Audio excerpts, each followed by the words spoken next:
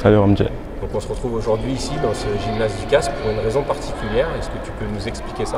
Oui, on se retrouve ici dans ce gymnase du CAS pour la bonne et simple raison que voilà, j'ai un peu du mal à le dire, mais c'est la vérité, c'est la réalité, c'est la fin avec le KB, le Kremlin Bicêtre Futsal. D'accord, et qu'est-ce que tu comptes faire ensuite? Ce que je compte faire, il y a pas mal de choses que j'ai en tête depuis un certain moment déjà, notamment ouvrir un club de futsal. Donc ça, c'est quelque chose qui me tenait à cœur depuis des années.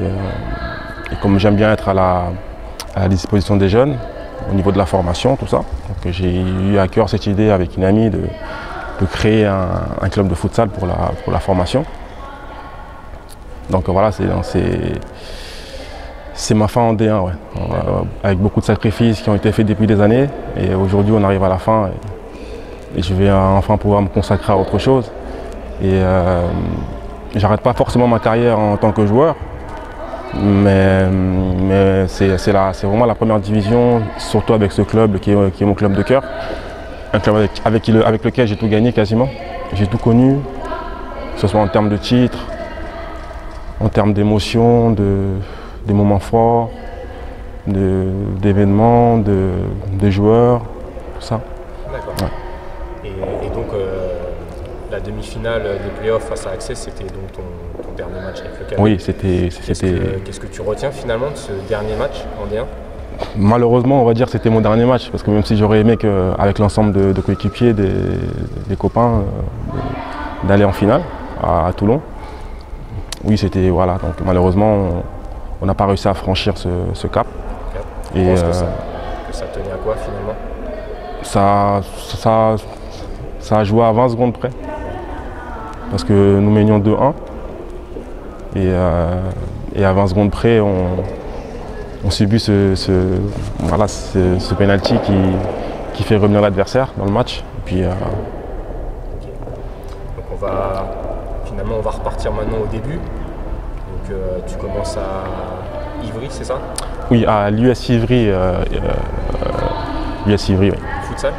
Futsal, oui. Futsal. Il y avait une section futsal. Oui. D'accord. Et ensuite tu pars à ici? Ensuite, oui, je signe au FC ici Futsal. D'accord. Quel est ton parcours à ici? À ici Futsal, donc j'arrive en 2005, si mes souvenirs sont bons. En 2005, et cette année-là, on fait la finale de la Coupe de France, de la Coupe nationale, parce qu'à cette époque-là, il n'y avait pas de championnat national. Donc c'est par la Coupe de France qu'on accédait à la Ligue des Champions aujourd'hui. Et donc on a perdu en finale à Issy-les-Moulineaux en 2005. Et je repère encore une finale avec Issy-les-Moulineaux, c'était en 2006, donc l'année suivante. Et l'année d'après encore, en 2017, et là c'était la meilleure année où on gagne la finale finalement. Et on accède à la Coupe d'Europe. Et c'est là que j'ai pu disputer ma première Coupe d'Europe avec Issy-les-Moulineaux. Okay. Ensuite, tu pars avec ton coéquipier Michael Tache, je crois, donc au Kremlin Bicêtre, oui. Première année au KB, oui. Qui se termine par un titre. Oui, en fait c'est la première année, on va dire la deuxième année plutôt, parce que la première année, on n'a pas terminé champion la première année, parce que il n'y avait pas encore ils n'avaient pas encore créé le championnat national, aujourd'hui la D1, donc ils l'ont créé l'année suivante. Donc la première année, quand je suis arrivé au Kremlin Bicêtre avec Michael Tache, ils avaient mis en place ce qu'on appelait à l'époque le challenge national, si mes souvenirs sont bons. Et c'est l'année d'après, la saison 2019-2010, qu'on remporte c'est l'année où ils ont créé le championnat de D1, et c'est nous qui avons remporté le premier titre. D'accord. Ouais. Et cette année-là, il y a une demi-finale ici, à Ducasse, face à Garges. Oui. Pour beaucoup de Kremlinois a laissé un souvenir immense. Qu'est-ce que tu peux nous dire de cette demi-finale? Quand tu m'en parles là, j'ai encore des flashs qui reviennent. C'est vrai que c'était un moment à vivre en tant que joueur, même en tant que spectateur, parce que c'était vraiment un moment unique. C'est un des plus beaux moments de ma carrière de joueur futsal. parce que on avait une très bonne équipe de copains. On avait un très bon public qui était là derrière nous. Et avoir les images, la tribune était remplie. Et Garges aussi avait ramené du public. Donc c'était vraiment un très bon moment à vivre et à jouer en tant que joueur. D'accord. Et donc ensuite, cette finale à Paris face au Sporting, on va dire l'ennemi, c'est un peu dur comme terme, mais l'adversaire du KB. Oui, c'était à Charletti, donc à la salle Charpie, si ma mémoire est bonne. Donc c'était une finale très disputée. On a terminé à 3 partout et on est allé jusqu'au tir au but. Après, c'est la loterie. Hein, Tu marques pendant le match. Et l'interception. Pézero qui se met sur son pied gauche. Pézero, ça magnifique. Magnifique passe de Pézero pour le but de Vita. Oui, je marque le but du 2-1 avec, sur une passe de Alessandro Pézero au deuxième poteau et j'ai suivi et je marque le 2-1. Donc ensuite arrive donc la Coupe d'Europe. Si je ne me trompe pas, tu finis meilleur buteur de cette Coupe d'Europe. Un record aujourd'hui qui est inégalé, c'est ça? Oui, j'ai eu la chance déjà de faire partie de ce groupe, comme je disais tout à l'heure, des copains avec qui on a partagé beaucoup de choses. Et c'est eux qui m'ont permis, qui m'ont aidé, qui m'ont poussé à pouvoir marquer autant de buts cette saison-là, dans cette compétition. Parce que voilà, on ne fait pas tout seul, c'est un sport collectif et mes coéquipiers, ils ont été là pour beaucoup de choses. Et oui, j'ai mis 17 buts en 3 rencontres. Et voilà, donc c'était une bonne année pour moi, une belle année pour moi, pour le club, pour tout le monde, parce qu'on avait, c'était une première pour nous en Coupe d'Europe, une première pour le club aussi.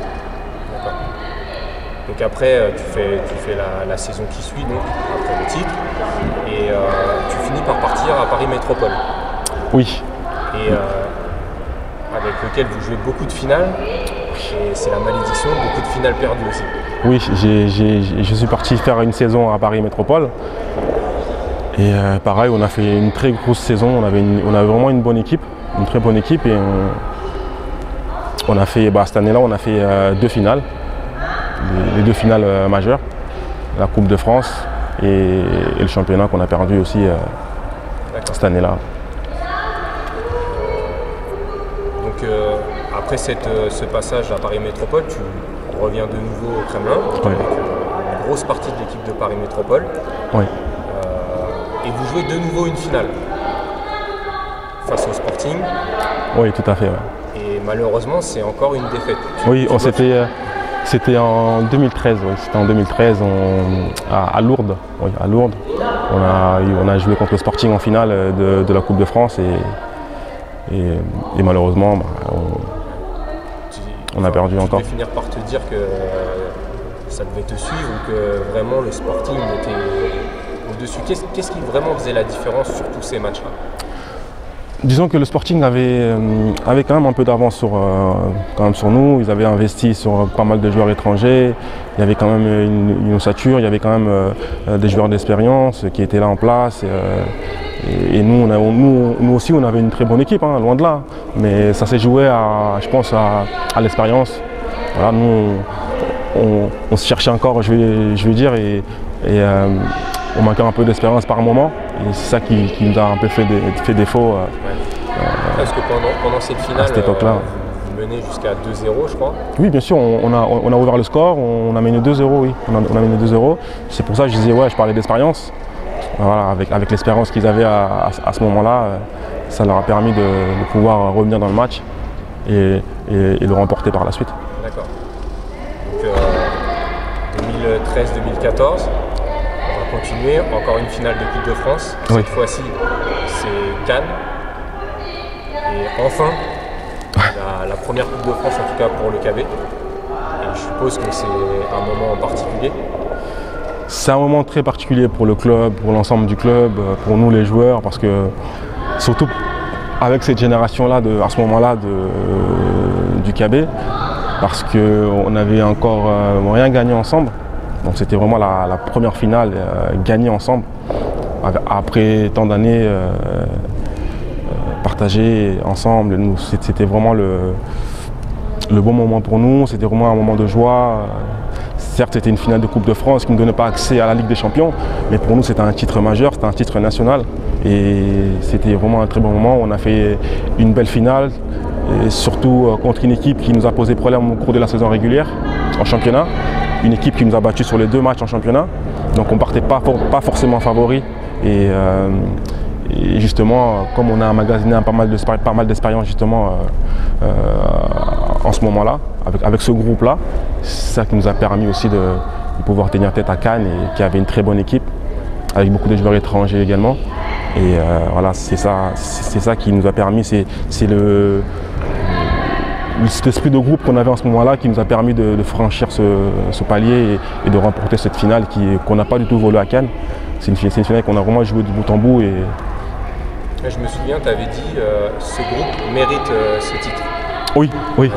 Oui, ce groupe méritait ce titre-là parce que, comme je disais tout à l'heure, on a perdu pas mal de finales et c'était le moment pour nous, tout simplement. Et ce groupe-là méritait, ce jour-là, ce groupe-là méritait ce titre, tout simplement. L'année suivante, donc, c'est le Sporting qui représente la France en Coupe d'Europe. Le Sporting monte une très très grosse équipe. Tu feras partie de ce projet. Et finalement, en demi-finale de play-off, au Sporting, c'est Sporting KB et c'est le KB qui passe. Comment ce jour-là, tu ressens le match Déjà, c'était un moment particulier pour moi parce que jouer le KB, c'est toujours un moment particulier pour moi qui était un enfant du club. Après, voilà, on a abordé cette demi-finale avec le Sporting de la plus belle des manières. On a même mené au score. Et malheureusement, juste après que j'ai marqué, quelques minutes après, je me blesse et je n'ai pas pu continuer la partie avec mes coéquipiers du Sporting. Et c'est le Kremlin Bicêtre qui a remporté ce match ce jour-là. Et un match qu'ils n'ont pas du tout volé parce qu'ils ont vraiment gagné. Ils ont mis la manière et ils avaient l'envie de remporter ce match. Malgré cette défaite en demi-finale, le Sporting se retrouve en finale de Coupe de France face à Garges. Ouais. Et tu peux me dire quoi sur cette finale? Donc, on a perdu la demi-finale de play-off en championnat. Donc, il nous restait la Coupe de France. On a été jusqu'en finale contre Garges. Une finale qu'on remporte par 2-1. Et je marque aussi pendant cette finale. C'était, on va dire, c'était pour nous, quelque part, il fallait qu'on ait cette récompense-là. Parce qu'avec le Sporting, on avait une très grosse équipe cette année-là. C'était une équipe qui méritait au moins un titre. Voilà, on ne pouvait pas finir la saison sans remporter quoi que ce soit.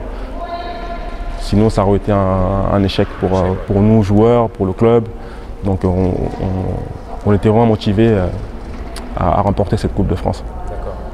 Donc, la saison suivante, 2015-2016, oui. Tu es de nouveau sous les couleurs du KB pour jouer la Coupe d'Europe. Je pense une compétition que tu affectionnes. Oui. Et donc le KB part du tour principal.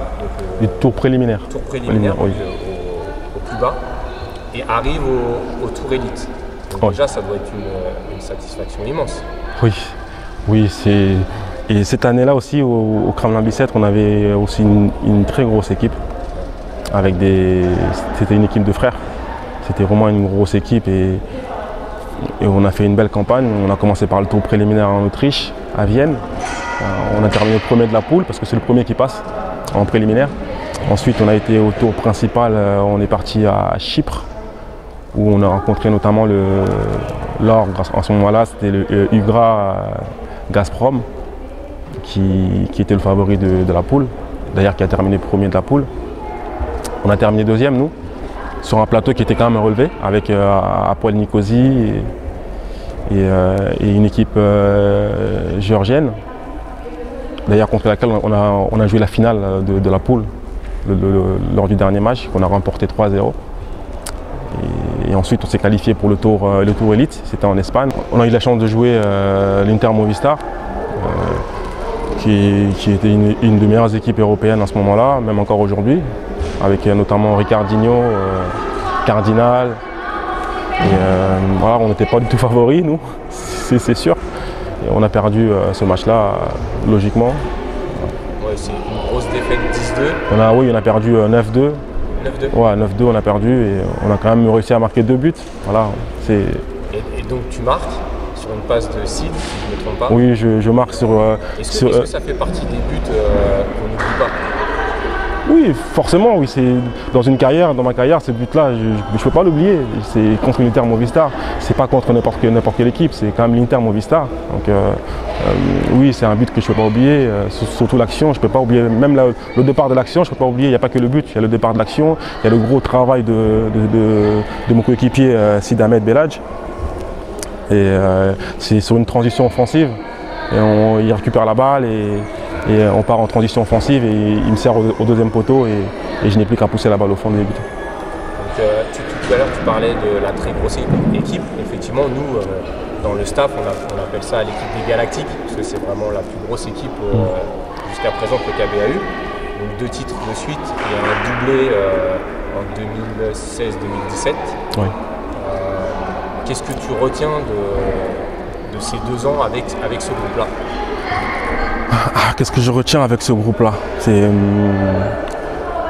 peu importe le joueur sur le terrain, tout le monde se donnait à fond. L'adversaire ne voyait aucune différence sur les joueurs qui étaient sur le terrain, à chaque instant, à chaque moment. Et c'est ça qui faisait notre force à ce moment-là, avec ce groupe-là. Et c'est ça qui nous a permis, qui nous a aidé à pouvoir remporter ces 2 titres nationaux. Et l'année suivante, il y a l'arrivée d'Access en D1, enfin, il y a l'arrivée d'Access tout court, pour l'instant, qui chamboule pas mal le KB, puisqu'il y a beaucoup de départs. Ouais. Quand on est un ancien du KB et qu'au final on reste un peu le seul de cette équipe du Galactique, ça doit être bizarre quand même de se sentir pas abandonné, mais de se retrouver seul quasiment. Après, c'est clair, quand on a un groupe comme ça, une équipe comme ça, avec des frères, et voir la quasi-majorité, ou voir certains partir ailleurs, que ce soit Access ou dans d'autres équipes, c'est vrai que quelque part, ça nous retire un peu des éléments importants du groupe, du vestiaire, c'est clair. Après, il faut regarder aussi le projet de l'homme, c'est-à-dire que faut penser aussi à l'homme, c'est-à-dire que voilà, pourquoi tel ou tel joueur part à Access ou par ailleurs, voilà, parce que peut-être qu'il a reçu une bonne opportunité, un bon projet sportif, parce qu'Access c'est avant tout aussi un projet sportif, je pense, parce que s'ils sont arrivés là où ils sont aujourd'hui, ils sont en D1, c'est aussi grâce à ce projet sportif qui leur a permis de pouvoir bâtir une équipe solide pour arriver là où ils sont aujourd'hui. Et on ne peut que saluer aussi le travail qui a été fait dans ce club. Moi, en tant que joueur, oui, je pense qu'ils ne sont pas arrivés là aujourd'hui par hasard.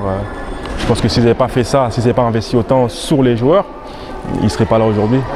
Voilà, donc oui, pour nous, au KB, à ce moment-là, on a perdu pas mal d'éléments. Mais on a quand même su, le staff, le club a quand même su rebondir, relever la tête en recrutant pas mal de bons joueurs.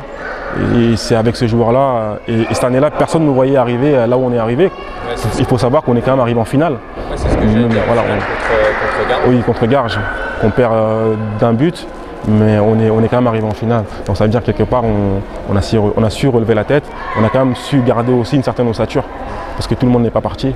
Et tu penses que cette année-là, malgré tout le monde voyait des joueurs partir, tu penses que dans la tête de beaucoup, ça a été une surprise que le KB soit encore présent en finale? Oui et non. Oui et non, parce que au début de la saison, je pense que personne ne pouvait nous voir arriver en finale.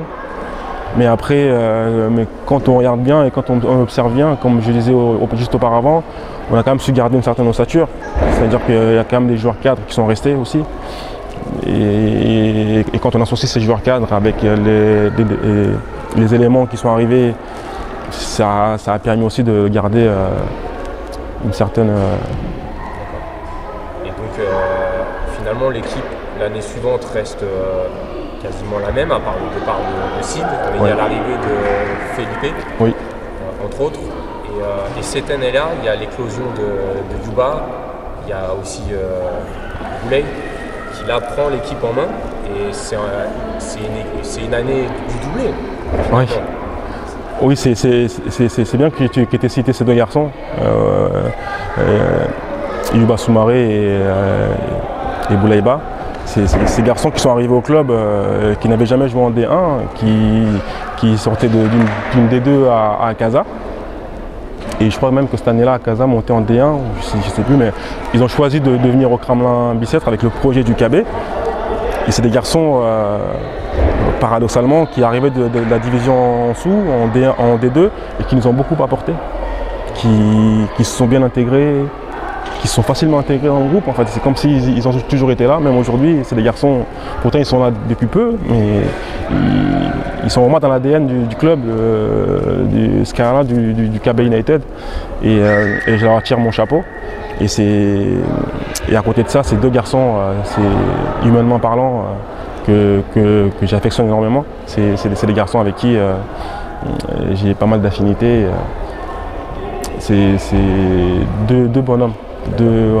Hormis le côté joueur, ce sont de très bons joueurs. Bah, ils sont internationaux, pas pour rien. Est-ce que ce doublé, il a un goût plus fort que le précédent avec l'équipe énorme que vous aviez, où au final tous les titres, c'est le même bonheur? C'est toujours un bonheur de remporter un titre ou des titres. Mais après les titres, suivant le moment précis, ça peut avoir des différents... on peut ressentir différentes sensations parce qu'on n'a pas toujours le même groupe, on n'est pas toujours les mêmes garçons avec nous. Mais ce qu'on retient, c'est que c'est vraiment des moments inoubliables. C'est vraiment des moments qu'on n'oublie pas. C'est des moments qu'on partage avec beaucoup de joie, beaucoup d'émotions. Et c'est toujours des moments agréables à vivre. Donc si tu devais retenir un joueur que tu as croisé, peu importe l'équipe, ça serait qui? Un joueur qui t'a marqué vraiment? Un joueur qui m'a marqué, je dirais Betinho. Betinho au Sporting, parce qu'il joue à mon poste. Et j'ai beaucoup appris de lui aussi, parce que on peut être n'importe quel joueur, même si on marque beaucoup de buts, on apprend toujours. On apprend toujours, il faut toujours continuer d'apprendre. C'est aussi un message que je pourrais lancer aussi aux jeunes aujourd'hui, de la nouvelle génération. Voilà, même si on est au sommet de sa carrière, il faut toujours continuer à apprendre, c'est très important. Et au KB, qu'est-ce que tu retiendras, le moment le plus fort? Le moment le plus fort au KB, c'est... Il y en a beaucoup. Essaye d'en sortir un, que ce soit le public, un moment, un titre ou un joueur, comme tu veux. Comme je disais, il y en a beaucoup. C'est le titre qu'on remporte à Dunkerque. Avec ce groupe-là, c'était un moment aussi, un moment clé, un moment inoubliable. Parce que justement, l'année précédente, on avait perdu la finale avec ce groupe. Et l'année suivante, on va encore en finale, on la gagne. Et c'est un très bon moment à vivre. Après, je pars du KB, je laisse un très grand public. Pour moi, le meilleur public français. Le meilleur public de France au futsal. Il est au KB United. Je laisse des amis dans le vestiaire. Dans le vestiaire, autant je peux avoir des coéquipiers, mais j'ai aussi des amis. J'ai des amis que je laisse. Je pars du terrain, mais qu'on continuera à rester en contact parce que c'est vraiment des amis. Tu vois, si on prend un garçon comme Yuba Soumaré, c'est quelqu'un pour qui j'ai beaucoup d'estime. C'est un frère, c'est quelqu'un qui m'a beaucoup aidé dans les moments où j'étais pas en forme, pas au sommet de ma carrière non plus, que ce soit la saison dernière, la saison d'avant, cette saison qui vient de se terminer. Il a été là pour moi, un garçon comme Boulaïba, qui m'ont poussé vraiment dans des moments où, vous savez, on peut être buteur, mais il y a des moments où on doute. Et c'est dans ce moment-là qu'on a besoin des frères pour nous pousser, pour nous booster. Et voilà, c'est des moments aussi que je ne peux pas oublier. Franchement, on avait un bon groupe, un très bon groupe. Des garçons, beaucoup de garçons qui ont beaucoup de sympathie, beaucoup de valeurs humaines. Un garçon comme Felipe, comme Roberto, pour ne citer que, il y en a d'autres. C'est vraiment des moments qui restent gravés en moi et que je ne peux pas oublier. Chimel, est-ce qu'il y aurait un coach que tu voudrais remercier particulièrement?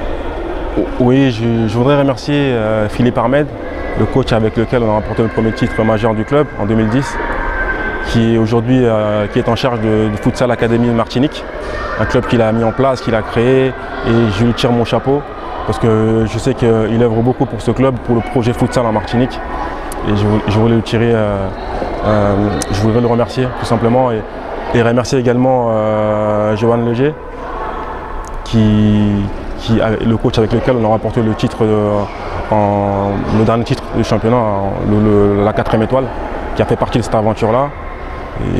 Et on s'est séparé de lui en milieu de saison dernière, mais il a été pour beaucoup et je voudrais le remercier, lui dire merci pour tout son parcours. Chimel, je te laisse le mot de la fin. Déjà merci à toi de d'avoir permis que ce moment ait eu lieu. Et je voudrais remercier tout l'ensemble du club, du KB United, de m'avoir adopté dans ce club. C'est vrai que je suis arrivé dans ce club, on va dire entre guillemets tout gamin. J'ai découvert ce gymnase et donc je voudrais remercier monsieur Kamel Boufren qui m'a donné cette opportunité de pouvoir signer dans ce club. Je voudrais remercier toute la première génération que j'ai connue ici au KB United, avec laquelle on a remporté le titre de champion de France en 2010. Tous les garçons qui ont fait partie de cette aventure, je voudrais les remercier.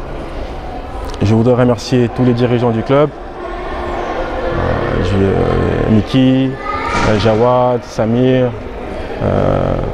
toi, Romdje, Jean, beaucoup de monde, il y a des noms que j'oublie peut-être, Hamid, vraiment tout l'ensemble du club qui m'ont toujours adopté, qui ont toujours été là pour moi et j'aimerais vraiment les remercier. Je voudrais remercier Laurence, Super Laurence, comme je l'appelle, Super Laurence qui a toujours été là pour moi et aussi. Et puis comment les oublier, ce public qui m'a tout de suite adopté, ce public qui m'a toujours poussé, qui a toujours été là pour moi et qui a toujours été là pour le club, pour les joueurs, pour nous les joueurs. Voilà le meilleur public de France. Voilà, tu parles du public, alors avant de finir, tu vas nous faire un petit plaisir. Il y avait une chanson à ton nom, tu vas nous la chanter? Oui, ce public qui a fait un chant en mon honneur et je lui suis infiniment reconnaissant.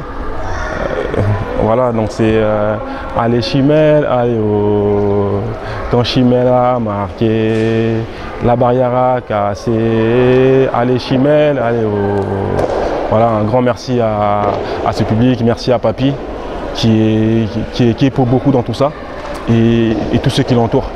Voilà, donc merci les gars. Voilà, continuez et puis je voudrais souhaiter une très grosse saison à mes coéquipiers. Vraiment qu'ils aillent chercher cette 5e étoile qu'ils méritent. Skara jusqu'au bout. Skara jusqu'au bout. Okay. Merci Chimel. Merci à toi.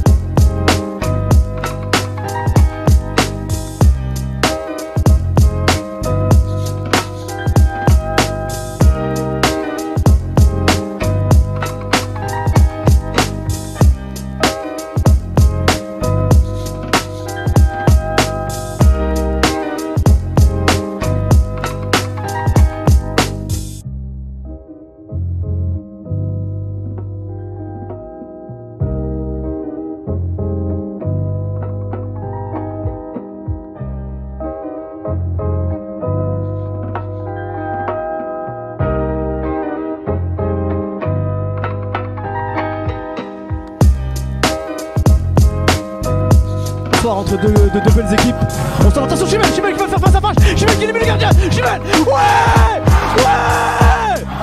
But d'Adèle, Chimel. Je vous l'avais dit, le patron, le boss. Chimel qui élimine le gardien. Chimel dans ses œuvres. Chimel, que dire de plus? Chimel.